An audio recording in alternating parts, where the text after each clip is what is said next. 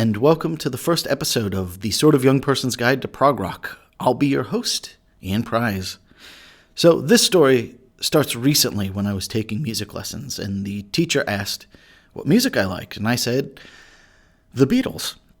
And I was reflecting on this later because the true answer is Pink Floyd and Yes, but that's progressive rock, a genre of music which gained a reputation in the 1970s for aggressively virtuosic playing, alienating mystical lyrics, and ponderous jamming. But deep down, I think there's a core of lovable, hummable songs every bit as easy to enjoy as the Beatles. So I've decided to make this podcast in which me and some of my friends will be taking you through the story of the rise and fall of 1970s progressive rock with my 50 or so favorite albums. Along the way, I'll try and highlight some of the songs I'm sure everyone who enjoys music can enjoy. I don't remember how I found every album on this list, but the first album was certainly Pink Floyd's Dark Side of the Moon, and a close second was Yes's Close to the Edge. Both albums still top my list. I'll never know exactly what it was in progressive rock that spoke to me. For a budding music nerd, it's a genre where every band, every album, every song has a story. So the information rabbit hole is bottomless. For a budding musician, the challenge to play even a fraction of what these guys could just proved irresistible. And honestly, I just love a lot of the songs. This music is also a soundtrack to a lot of the good times I've shared with people who will be joining me on this podcast. So I look forward to having them along to help me take you on a journey through this history of prog rock. So, what is prog rock, you ask? Well, progressive rock in its original sense was a mainly British music genre focused on ever more ambitious compositions and musicianship. It had its origins in the psychedelic movement of the 1960s, which added Indian, classical, and jazz music to 1960s beat rock. Prog bands slightly extended or changed the song forms beyond just verses and choruses, and technological advancements, phaser, wah pedal, stereo, multitrack, new synthesizers, became integral to the soundscape.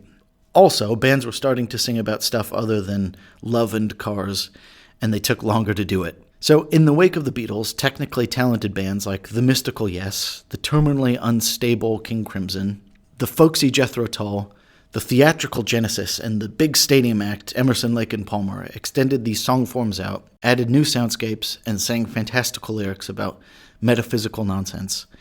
So in this era, 1969 to 73, the height of prog rock, I think of progressive rock as American brostep or disco or grunge, a fun but short-lived outsider genre which somehow became popular enough to become a stadium act.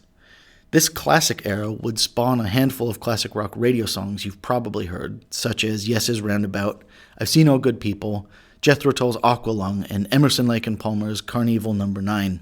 This all culminated in the monster success of Pink Floyd's Dark Side of the Moon. But it was not to last. In the mid-1970s, prog rock earned its reputation, both good and bad, and all the bands met their creative destinies. The excess got way too much, and some argued the bands lost their way, and everyone argued the bands lost their goodwill.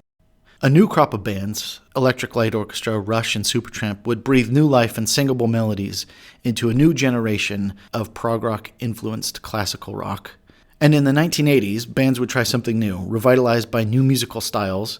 Genesis, Rush, Yes, and the new prog supergroup Asia would get mass-market recognition and stadium tour success. I'll end my story at this point as the final act of the 1970s prog groups. But prog rock didn't end there. Throughout the 80s and the 90s, prog lived on in the neo-prog of Marillion, Porcupine Tree, and Dream Theater, the art rock of Radiohead, and even evolved into the progressive metal of Queensryche, Tool, and Elder. But alas, that is a story for a different podcast. Until then, come find us at ProgFrogPod on Instagram. And if you've got any longer questions, queries, opinions, do drop us a line at helloprogfrog@gmail.com. And join us every week as we listen to one of the albums that tells the long and strange tale of progressive rock. I will be your host, Ian Prize, and this will be a Sort of Young Person's Guide to Prog Rock. For now, join me next week for the first album before prog was even prog, The Beatles' Revolver.